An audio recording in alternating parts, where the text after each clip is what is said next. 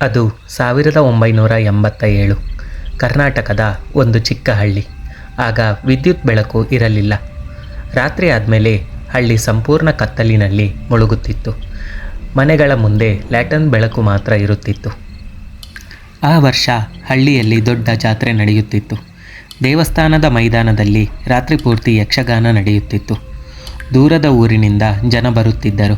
ಚಂಡೆ ಸದ್ದು, ತಾಳೆ ಮದ್ದಳೆಗಳ ಧ್ವನಿ, ಭಜನೆಗಳ ನಾದ, ಹಳ್ಳಿ ತುಂಬ ಆ ಶಬ್ದಗಳಿಂದಲೇ ತುಂಬಿ ಹೋಗಿತ್ತು. ಆ ಯಕ್ಷಗಾನ ನೋಡಲು ಹಳ್ಳಿಯ ಒಬ್ಬ ಅಣ್ಣ ತನ್ನಿಬ್ಬರ ತಂಗಿಯರನ್ನು ಕರೆದುಕೊಂಡು ಹೋಗಿದ್ದ. ರಾತ್ರಿ ಬಹಳ ತಡವಾಗಿತ್ತು. ಯಕ್ಷಗಾನ ಮುಗಿಯುವ ಹೊತ್ತಿಗೆ ಸುಮಾರು 1 ಗಂಟೆ ಆಗಿತ್ತು. ಹಳ್ಳಿಯ ರಸ್ತೆ ಆಗ ಸಂಪೂರ್ಣ ಖಾಲಿಯಾಗಿತ್ತು. ಎಲ್ಲರೂ ಮನೆಗೆ ಹಿಂತಿರುಗಿದ್ದರು. ಅಣ್ಣ ತನ್ನ ಕೈಯಲ್ಲಿ ಲ್ಯಾಟರ್ನ್ ಹಿಡಿದು ಇಬ್ಬರು ತಂಗಿಯರ ಜೊತೆ ಮಣ್ಣಿನ ರಸ್ತೆಯಲ್ಲಿ ನಿಧಾನವಾಗಿ ಮನೆ ಕಡೆ ನಡೆದು ಬರುತ್ತಿದ್ದ. ಚಂದ್ರನ ಬೆಳಕು ಮಂದವಾಗಿತ್ತು. ಗಾಳಿ ನಿಧಾನವಾಗಿ ಬೀಸುತ್ತಿತ್ತು. ದೂರದಲ್ಲಿ ಯಕ್ಷಗಾನ ಮುಗಿದ ತಾಳದ ಪ್ರತಿಧ್ವನಿ ಮಾತ್ರ ಕೇಳಿಸುತ್ತಿತ್ತು.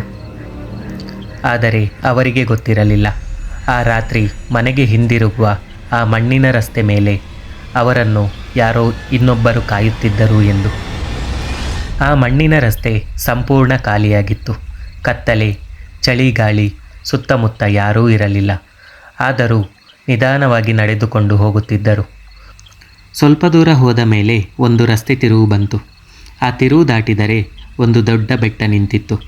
ಆ ಬೆಟ್ಟದ ಕೆಳಗಡೆ ಒಂದು ನೀರಿನ ಹರಿವು ಇತ್ತು. ಒಂದು ಸಣ್ಣ ನದಿ ಇದ್ದ ಹಾಗೆ. ಆ ನದಿಯ ಮೇಲೆ ಒಂದು ಹಳೆಯ ಸಂಕ ಇತ್ತು.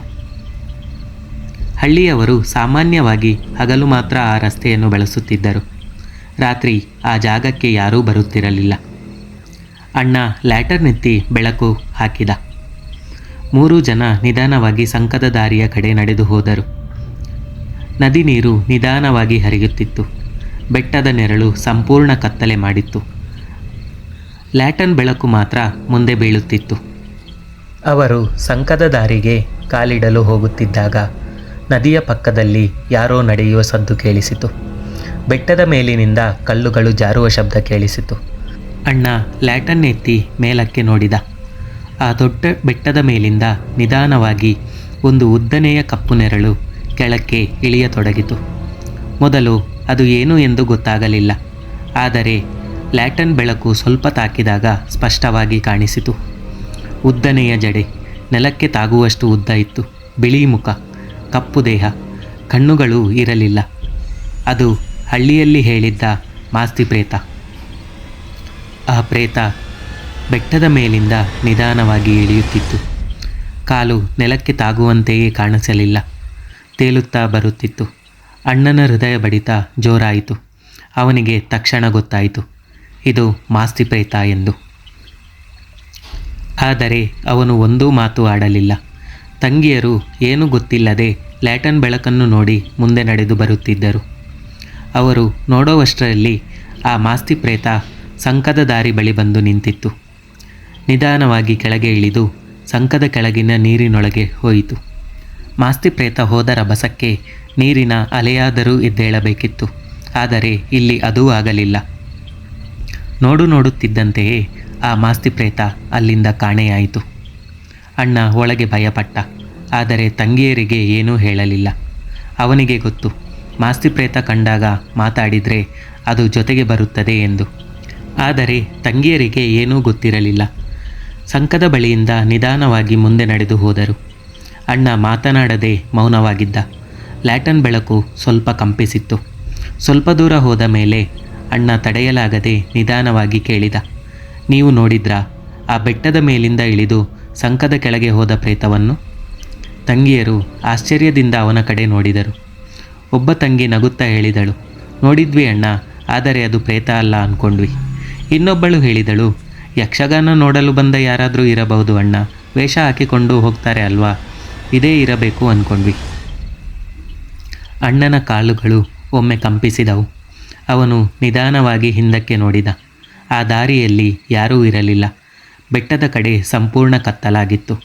ಸಂಕದ ಬಳಿ ಮಂಜು ಮಾತ್ರ ಇತ್ತು. ಅಣ್ಣ ಗಂಭೀರವಾಗಿ ಹೇಳಿದ, ಅದು ಮನುಷ್ಯ ಅಲ್ಲ, ಅದು ಮಾಸ್ತಿ ಪ್ರೇತ. ಅವನ ತಂಗಿಯಂದಿರು ನಗಲು ಮುಂದಾದರು. ಆದರೆ ಅಣ್ಣನ ಮುಖ ನೋಡಿ ಸುಮ್ಮನೆ ನಿಂತರು. ಅವನ ಮುಖ ಬಿಳಿಯಾಗಿತ್ತು. ಕಣ್ಣುಗಳಲ್ಲಿ ಸ್ಪಷ್ಟ ಭಯ ಕಾಣಿಸುತ್ತಿತ್ತು. ಆದರೂ ಆ ರಾತ್ರಿ ಏನೂ ಆಗಲಿಲ್ಲ. 3 ಜನ ಸುರಕ್ಷಿತವಾಗಿ ಮನೆ ತಲುಪಿದರು. ಆದರೆ ಆ ಸ್ಥಳದ ಬಗ್ಗೆ ಹಳ್ಳಿಯಲ್ಲಿ ಇಂದಿಗೂ ಒಂದು ನಂಬಿಕೆ ಇದೆ. ಹಲವರು ಮಾಸ್ತಿ ನೋಡಿದ್ದಾರೆ ಎಂದು ಹೇಳುತ್ತಾರೆ. ವಿಶೇಷವಾಗಿ ಆ ಬೆಟ್ಟದ ಕೆಳಗಿನ ಸಂಕದ ದಾರಿಯಲ್ಲಿ ಮಾಸ್ತಿಯನ್ನು ನೋಡಿದ್ದಾರೆ ಎಂದು ತುಂಬ ಜನ ಹೇಳುತ್ತಾರೆ. ರಾತ್ರಿ ಯಾರಾದರೂ ಆ ರಸ್ತೆಯಲ್ಲಿ ಒಬ್ಬರೇ ಹೋದರೆ ಒಂಟಿತನದ ಭಯ ಆವರಿಸುತ್ತದೆ. ಹಿಂದೆ ಯಾರೋ ಬರುತ್ತಿದ್ದಾರೆ ಎನ್ನುವ ಅನುಭವವಾಗುತ್ತದೆ. ಮತ್ತೊಂದು ವಿಚಿತ್ರ ಸಂಗತಿ, ರಾತ್ರಿ ವೇಳೆ ಯಾರಾದರೂ ಮಾಂಸಾಹಾರ ತೆಗೆದುಕೊಂಡು ಆ ದಾರಿಯಲ್ಲಿ ಹೋದರೆ ಮನೆ ತಲುಪುವಷ್ಟರಲ್ಲಿ ಮಾಂಸದ ಕವರ್ ಕಾಣೆಯಾಗಿರುತ್ತದೆ. ಕೆಲವೊಮ್ಮೆ ಆ ಕವರ್ ಸಂಕದ ಬಳಿಯೇ ಬಿದ್ದಿರುವುದು ಬೆಳಗ್ಗೆ ಕಂಡುಬರುತ್ತದೆ. ಇದು ಕೇವಲ ಕಥೆಯಲ್ಲ ಎಂದು ಹೇಳುವವರು ಹಲವರಿದ್ದಾರೆ. ಆ ದಾರಿಯಲ್ಲಿ ನಡೆದ ಅನೇಕರು ಯಾರೋ ಹಿಂಬಾಲಿಸುತ್ತಿದ್ದಾರೆ ಎನ್ನುವ ಅನುಭವವನ್ನು ಇಂದಿಗೂ ಹೇಳುತ್ತಾರೆ. ಇಂದೂ ಕೂಡ ಆ ಬೆಟ್ಟ, ಆ ಸೇತುವೆಯ ದಾರಿ ಅಲ್ಲಿಯೇ ಇದೆ. ಹಗಲು ಸಾಮಾನ್ಯ ಸ್ಥಳದಂತೆ ಕಾಣಿಸುತ್ತದೆ. ಆದರೆ ರಾತ್ರಿ ಹೊತ್ತು ಅಲ್ಲಿ ಹೋಗಲು ಎಲ್ಲರೂ ಭಯಪಡುತ್ತಾರೆ. ಅಲ್ಲಿ ನಡೆದು ಹೋಗುವ ಎಲ್ಲರಿಗೂ ಕಾಡುವ ಒಂದೇ ಒಂದು ಪ್ರಶ್ನೆ, ನಿಜವಾಗಿಯೂ ಮಾಸ್ತಿ ಪ್ರೇತ ಇದೆಯಾ? ಇದ್ದರೆ ಅದು ನಮ್ಮನ್ನು ಹಿಂಬಾಲಿಸುತ್ತಿದೆಯಾ ಎಂದು. ಇದು ಇವತ್ತಿನ ಕತೆ. ಈ ಕತೆ ನಿಮಗೆ ಇಷ್ಟವಾಗಿದ್ದಲ್ಲಿ ಒಂದು ಲೈಕ್ ಮಾಡಿ. ಇಂತಹ ಕತೆಗಳಿಗಾಗಿ ನಮ್ಮ ಚಾನಲನ್ನು ಸಬ್ಸ್ಕ್ರೈಬ್ ಮಾಡಿಕೊಳ್ಳಿ.